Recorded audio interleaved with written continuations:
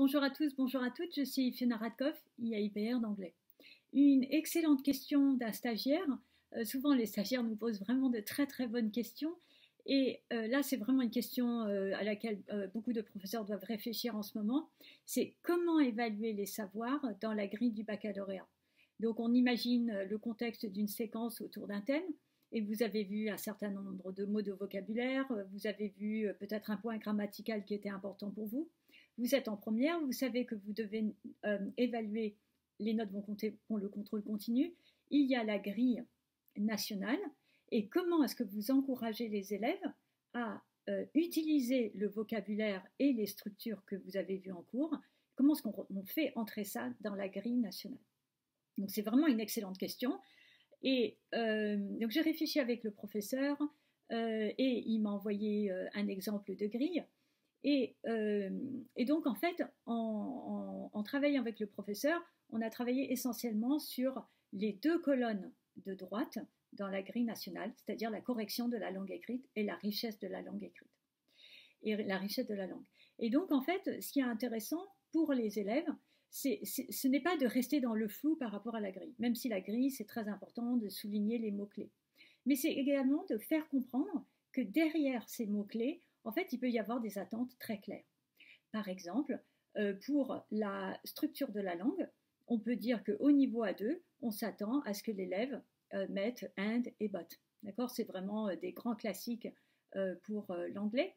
Et donc, vous pouvez très bien insérer dans votre grille, pour cette évaluation, vos attentes par rapport à cette séquence-là.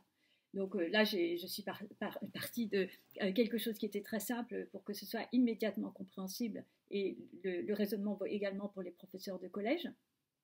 Mais on peut aussi également envisager de dire aux élèves, vous avez travaillé sur une thématique, et bien que dans le cadre de la richesse de la langue, pour atteindre le niveau, par exemple, B1, je vais donner un exemple, et bien vous attendez à ce qu'il y ait 10 mots en lien avec la thématique qui a été vue parce que l'expression écrite est en lien avec cette thématique-là.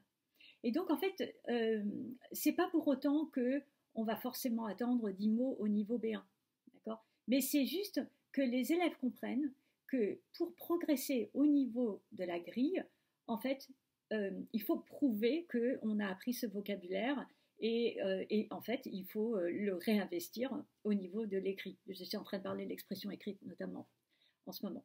Et donc, n'hésitez pas à avoir des exigences qui sont comptabilisées. D'accord, toutes vos exigences ne peuvent pas être comptabilisées, mais d'inclure dans votre manière d'évaluer les élèves une comptabilisation ou des exigences très précises.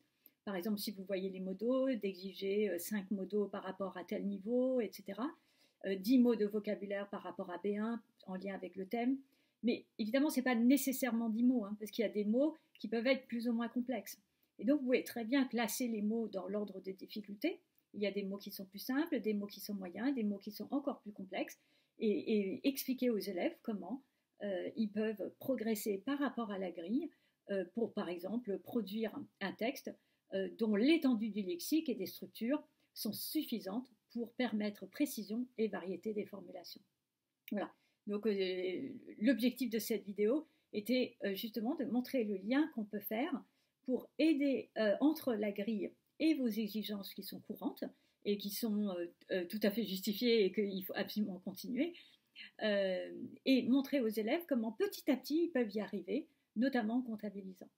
Et donc, ce que je vous conseille, c'est que quand vous faites ça, vous demandez aux élèves de le souligner quand ils écrivent. Comme ça vous évite d'avoir à comptabiliser, à compter vous-même et à chercher les mots. Vous leur dites, voilà, vous attendez à 10 mots, etc. Ils les soulignent quand ils vous rendent, quand ils font le devoir.